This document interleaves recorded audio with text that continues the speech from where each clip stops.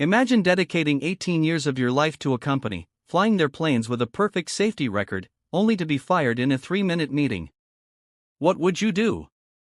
I'm Reed Callahan, and this is my story of betrayal, resilience, and revenge.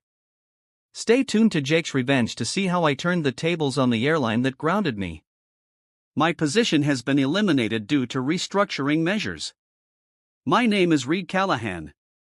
At 56 years old, I had spent 18 years as a senior captain for Altus Air, based out of Salt Lake City. 18 years of perfect safety records. 18 years of on-time departures. 18 years of training the next generation of pilots who would carry our airline forward. Lyle Pearson, our new operations manager, delivered the news while staring at his computer screen, rather than looking me in the eye. His hands remained folded on the polished desk, fingers tapping against a spreadsheet that apparently determined my worth to the company. Your compensation package is no longer aligned with our growth model, he continued, finally glancing up. The severance details are outlined in this envelope. I took the manila folder without opening it. Through the window behind him, I could see one of our Boeing 737s taxiing toward the runway. The early morning sun glinting off its wings. Flight 2243 to Denver. Jacob Peters would be in the captain's seat today. I had signed off on his captain's certification just 3 years ago. Is there anything else? I asked, keeping my voice even. Lyle shook his head, already turning back to his computer. Human resources will handle the exit procedures. They're expecting you downstairs. I stood, straightened my uniform jacket out of habit, and walked to the door. 18 years dissolved in a 3-minute meeting. No questions about who would take over my training duties. No concern for the 6 flight instructors I supervised. No acknowledgement of the loyalty I had built among the crew. Captain Callahan, Lyle called as I reached for the door handle, "We'll need your uniform returned before you leave the building." I nodded without turning around and stepped into the hallway, where Ellen from HR was already waiting, clipboard in hand, her expression carefully neutral. But what happened next shocked everyone. The entire flight crew I had trained for years stood by me, and together, we brought the airline to its knees. Want to know how? Keep watching Jake's Revenge to find out how we exposed their dangerous secrets. As we walked toward the elevator, my phone vibrated in my pocket. A text from Thomas Wright, one of my first officers. Is it true? News traveled fast in an airline. I tucked the phone away without responding and followed Ellen to the processing room, where I would surrender my badge, sheet keys, and the uniform I had worn with pride for nearly 2 decades. In the locker room, I changed into street clothes and folded my uniform with military precision, a habit from my Air Force days that had never left me. As I placed my captain's hat on top of the pile, I noticed a small photograph taped inside my locker, my first crew at Altus, standing proudly beside our aircraft. Most of them were captains now, commanding their own flights. They had no idea their instructor had just been grounded. I started flying when I was 19, scraping together enough money for lessons by working nights at an airport refueling station. By 25, I had my commercial license and was flying cargo routes across the Midwest. The Air Force came next, 11 years of service that took me from training flights to combat missions. When I joined Altus Air at 38, I brought that discipline and precision with me. In those early days, Altus was growing, hungry for experienced pilots to expand their routes. Harold Winters, the founder, had personally recruited me, recognizing the value of military training. "Build me the best damn flight crew in the industry," he had said. And for 18 years, that's exactly what I did. I trained them all, young pilots fresh out of flight school, military transfers adapting to commercial aviation. Every captain who earned their 4th stripe in the last decade had spent time with me in the simulator, sweating through emergency scenarios and complex landing approaches. We built something special, a reputation for excellence and safety that made Altus the preferred airline for business travelers and families alike. Then Harold retired 3 years ago. His son Jeffrey took over as CEO, bringing in consultants and efficiency experts who knew spreadsheets better than they knew aviation. The first changes were subtle: reduced training hours, tighter turnaround times, fewer backup crews, small compromises that made the numbers look better but put pressure on the operational staff. Lyle Pearson arrived 6 months ago to optimize flight operations. He had never piloted anything more complex than a rental car, but he had an MBA and a mandate to cut costs. The warning signs were there. Senior staff began disappearing, replaced by contract pilots working at lower rates. Training budgets were slashed. When I raised concerns about safety margins in a management meeting last month, Lyle had smiled thinly and said, "We're aligning resource allocation with industry standards." My phone buzzed again as I left the HR office. A message from Catherine Reynolds, our chief flight instructor, meeting in the pilot's lounge. Now. I should have headed straight home, should have taken the severance and walked away clean. Instead, I found myself riding the elevator back up to the third floor. 8 pilots were gathered in the lounge when I arrived: Thomas Wright, Catherine Reynolds, and 6 others, all captains I had trained, all wearing the same expression of barely contained anger. "Is it true?" Thomas asked again. I nodded once. Effective immediately. The room went very quiet. They said it was a restructuring decision, I explained, keeping my voice neutral. Nothing personal, just business. Catherine snorted. Nothing personal? You've been here since before half the management team graduated college. What are you going to do? Asked Daniel Cooper, a senior captain who had been my first officer for 5 years before earning his promotion. I shrugged. Take some time off. Consider my options. The word sounded hollow even to my own ears. This isn't right, Thomas said. He was pacing now, moving between the windows that overlooked the tarmac. You're the backbone of the training program. Half the pilots in this company wouldn't have their wings without you. The decision's been made, I replied. There was no point in fighting it. I appreciate the support, but you all have flights to catch. Catherine crossed her arms. My next flight isn't until tomorrow, and I'm thinking about calling in sick. The others murmured agreement, but I shook my head. Don't put your careers on the line. That's not what I want. As I turned to leave, my phone rang. The screen showed Harold Winter's name. I stepped into the hallway to take the call. Reed, I just heard. Harold's voice was tight with anger. Jeffrey told me it was a mutual agreement, that you were ready to retire. Not exactly, I said, watching through the glass as the pilots continued their heated discussion in the lounge. This is not how I built this airline, Harold said. Not how we treat our people, especially not someone who's given everything to Altus. It's not your company anymore, Harold. There was a long pause. No, it's not. But I still have connections in this industry. Victor Chen over at Skyward Global has been looking for someone to overhaul their training program. Interested? Skyward Global was a rapidly expanding charter airline focusing on corporate and luxury travel. They had a solid reputation and deep pockets. I might be, I admitted, but I just walked out the door. I need some time. Take the weekend, Harold said. I'll set up a meeting for Monday morning. As I ended the call, I saw Lyle Pearson walking briskly toward the pilot's lounge, his face flushed with irritation. Through the glass, I could see more pilots had joined the original group, at least 15 now, all in uniform, all looking grim. Something shifted inside me. For 18 years, I had given everything to Altus Air: perfect attendance, holiday flights, middle-of-the-night emergency replacements when others called in sick. I had built their training program from the ground up, created safety protocols that became industry standards, and personally mentored dozens of pilots, and they had discarded me with a 3-minute meeting and a manila envelope. I walked back into the lounge just as Lyle pushed through the door from the opposite side. Don't you all have flights to prepare for? He demanded. Nobody moved. 20 pairs of eyes turned to me instead, waiting. I made a decision. Actually, I said quietly, I believe we need to discuss crew safety concerns. Lyle's expression hardened. Captain Callahan is no longer employed by Altus Air. Any safety concerns should be directed through proper channels. You mean through you?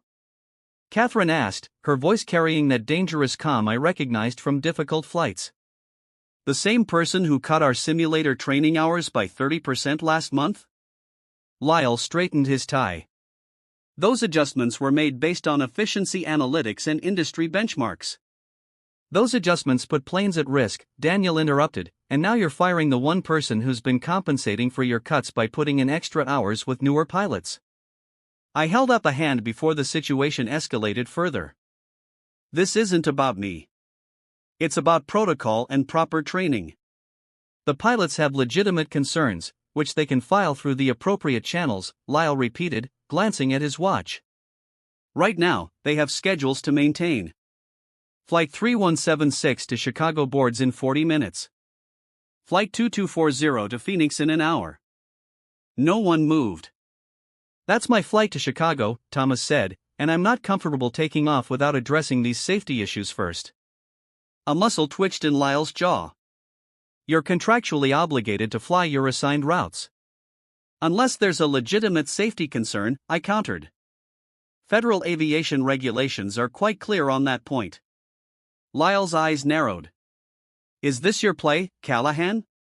Disrupting operations on your way out? I'm simply supporting valid concerns raised by your pilots, I replied evenly.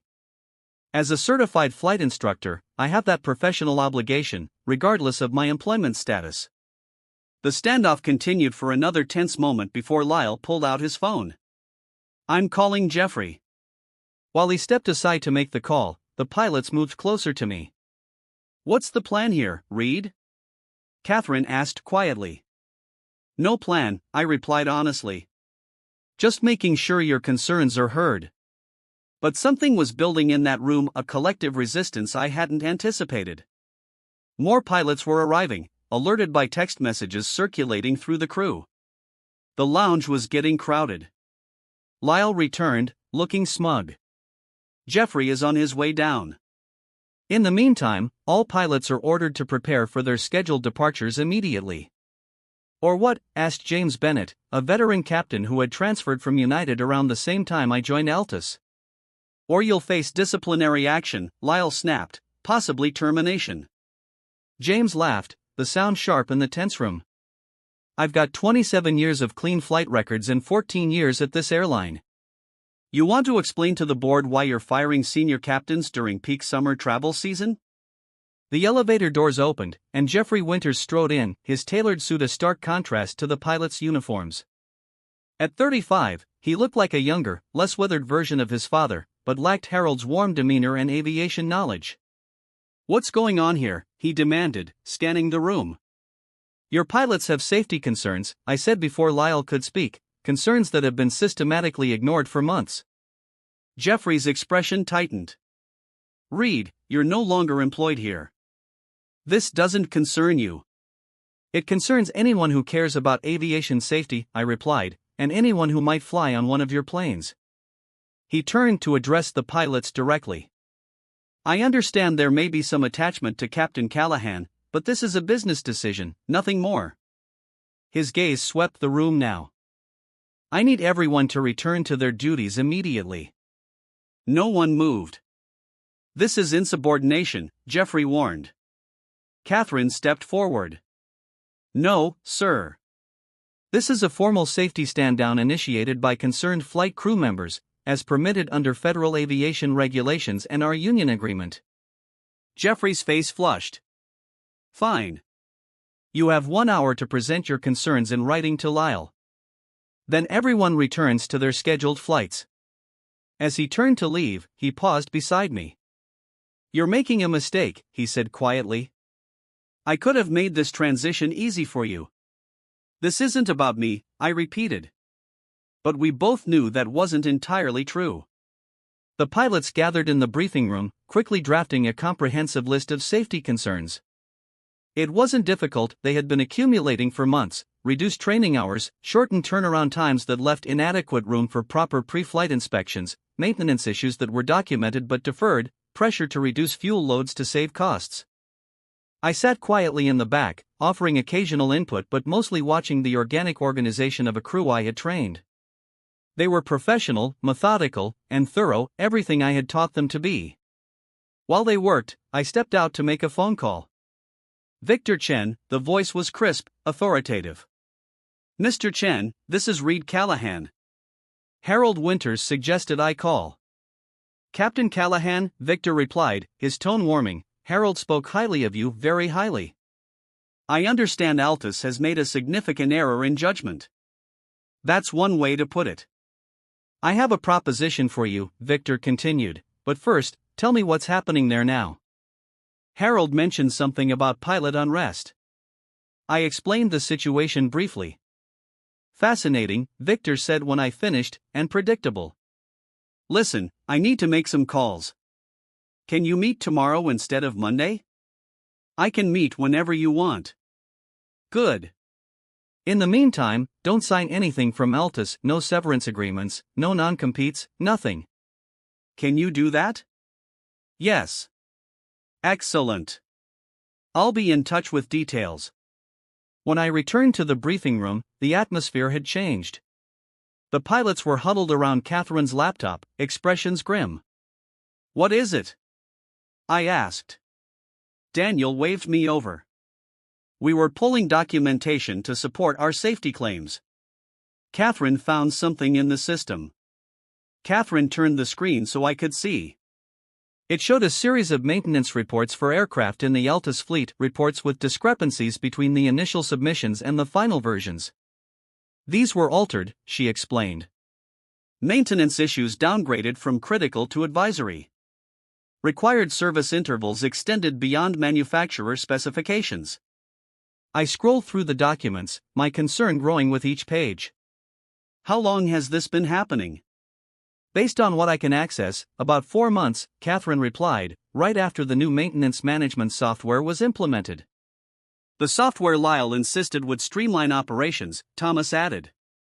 This went beyond cost-cutting, this was dangerous, potentially criminal. We need to include this in the report, I said.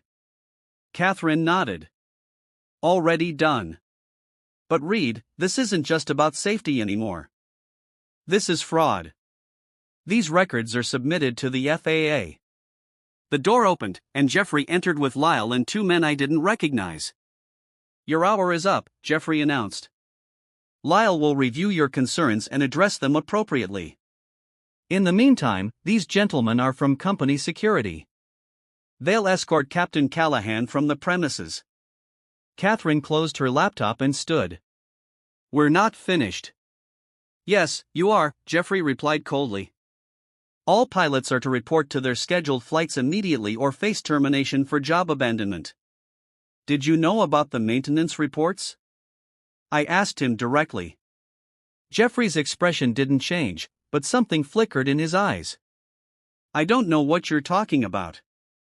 The falsified maintenance records, I said, the ones being submitted to the FAA with critical issues downgraded. Lyle stepped forward quickly.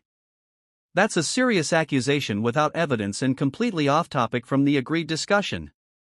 We have the evidence, Catherine said, both versions of the reports.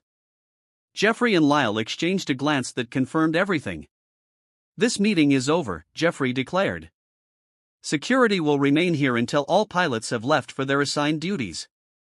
As the security guards moved toward me, I saw Thomas quietly slip Catherine's laptop into his flight bag. Whatever happened next, the evidence was secure. And I suddenly understood that this wasn't just about my termination, it was about silencing anyone who might uncover what they had been doing. The security guards escorted me to my car in the employee parking lot. As we walked, my phone buzzed with a text from Victor Chen, meeting confirmed. 9 a.m. tomorrow, Skyward Global headquarters. Once alone in my car, I called Harold Winters. It's worse than we thought, I told him. They've been falsifying maintenance records. Harold's sharp intake of breath told me everything. That explains the sudden profit margin improvements Jeffrey's been bragging about, cutting corners on maintenance. The pilots have evidence, but Jeffrey's threatening termination if they don't fly. Where are you now? Parking lot. They just escorted me out. Good. Stay away from the terminal. I'll make some calls. I drove home to my empty house, divorced 3 years ago, daughter in college on the East Coast, and waited. Within an hour, my phone began lighting up with messages. Thomas, Flight 3176 to Chicago cancelled. Mechanical issues. Catherine, 2240 to Phoenix grounded. Crew unavailable. James, Denver route cancelled. Similar story across the board. One by one, Altus pilots were finding reasons not to fly. Not an organized strike, that would be illegal without proper union procedures, but individual decisions based on professional judgment and safety concerns. By evening, the Altus website showed dozens of cancellations. I received a call from an unfamiliar number. Captain Callahan, this is Lisa Brennan, FAA Safety Inspector. I understand you may have information about falsified maintenance records at Altus Air. I do, but I'm not the primary source. You should speak with Catherine Reynolds, their chief flight instructor. We're working on that, Inspector Brennan replied. In the meantime, would you be willing to provide a statement? Absolutely. The next morning, I arrived at Skyward Global's headquarters 15 minutes early. The modern building gleamed in the morning sun, the company's distinctive blue and silver logo prominently displayed. Victor Chen met me in the lobby, himself unusual for the CEO of a growing airline. He was about my age, with a firm handshake and direct gaze. Thank you for coming, Captain, he said, leading me toward the elevator. We have a lot to discuss. In the conference room upstairs, he got straight to the point. Altus Air is in serious trouble, Victor began. The FAA launched an investigation last night. Their stock is already dropping on the news. I'm not surprised. What might surprise you is that we've been watching Altus for some time. Their cost-cutting measures created an opportunity for us. We've been planning to expand our pilot roster to compete more directly with them on premium routes. He slid a folder across the table. Inside was an employment contract with a compensation package significantly higher than what I'd had at Altus. We want you to lead our flight operations and training program, Victor continued, complete autonomy. Build it your way, with safety as the priority. I glanced through the contract, noting the conquest title, Director of Flight Operations. There's more, Victor added. We're prepared to offer positions to any qualified Altus pilots who want to make the switch immediately. How many positions? How many pilots do you trust? I thought about the faces in that room yesterday, the professionals I had trained and mentored for years. At least 30, I replied, experienced, safety-focused captains and first officers. Victor smiled. Perfect. That's exactly what we need to execute our expansion. My phone buzzed with a text from Catherine, FAA investigators at headquarters. All flights grounded pending inspection. I showed Victor the message. Timing is everything in business, he said. Sometimes you have to wait for the right moment to make your move, like when your competitor fires their most connected pilot and alienates their entire flight crew in one catastrophic day of miscalculations. I accept, I said, extending my hand. The plan was taking shape, not one of revenge, but of rebuilding something better. 3 weeks after my termination, I stood in Skyward Global's newly expanded training center. The state-of-the-art facility featured 6 flight simulators, advanced emergency training equipment, and classrooms equipped with the latest aviation technology. Victor had delivered on his promise of autonomy, approving my design specifications without hesitation. What do you think? Victor asked, surveying the space. It's exactly what I envisioned, I replied. He checked his watch. They should be arriving soon. On cue, the main doors opened.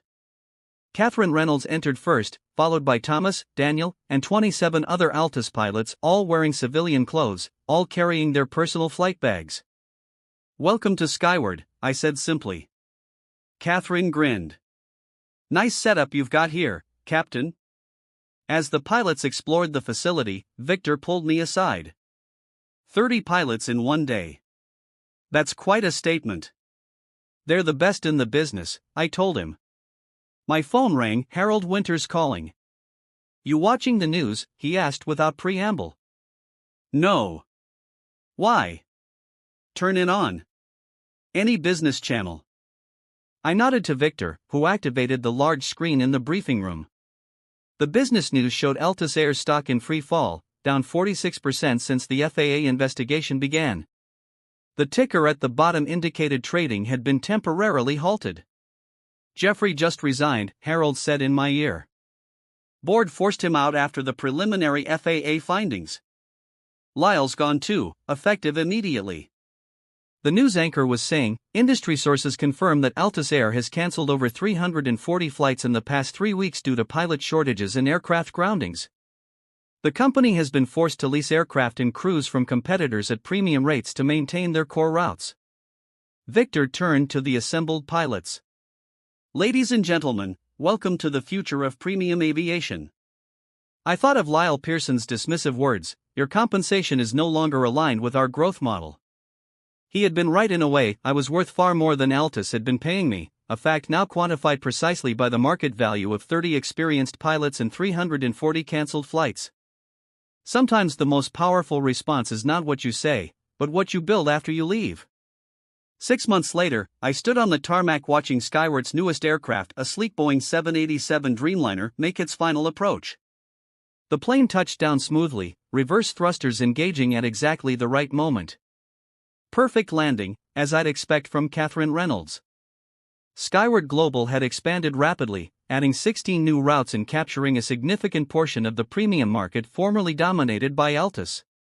Their training program, my training program, was already being recognized as the industry standard for safety and excellence. Harold Winters joined me on the observation deck, watching as the aircraft taxied toward the terminal. Altus board offered me the CEO position yesterday, he said casually, asked me to come back and fix the mess. Are you going to take it? Harold shook his head. That chapter's closed. Besides, I'm enjoying retirement. The Dreamliner came to a stop at the gate. In a few minutes, Catherine and her crew would disembark, having completed another successful international flight. They're sending an envoy to talk to you, Harold continued, new board chairman. They want you back, Reed desperately. I wasn't surprised. Altus had managed to stay afloat, but their reputation had suffered. Rebuilding would require experienced leadership they no longer had. What will you tell them? Harold asked. Below us, Catherine emerged from the terminal, spotted me on the deck, and waved. I'll tell them I'm exactly where I belong. We watched as the ground crew prepared the Dreamliner for its next journey. Tomorrow, I would be in the captain's seat again, piloting a charter flight to Tokyo, not because Skyward needed me in the cockpit, but because I had negotiated the right to fly regularly as part of my executive duties. Some things you don't give up, no matter your title. You built something remarkable here, Harold said. We built it, I corrected him, thinking of all the pilots who had taken a chance on following me. The afternoon sun glinted off the aircraft's wings, much like that morning when I had watched Flight 2243 taxiing from Lyle Pearson's office. The difference was, now I was exactly where I was supposed to be, not grounded, just flying a better route. Thanks for watching Jake's Revenge. If you enjoyed this story of justice in the skies, don't forget to like, subscribe, and hit that notification bell for more incredible stories of revenge and redemption.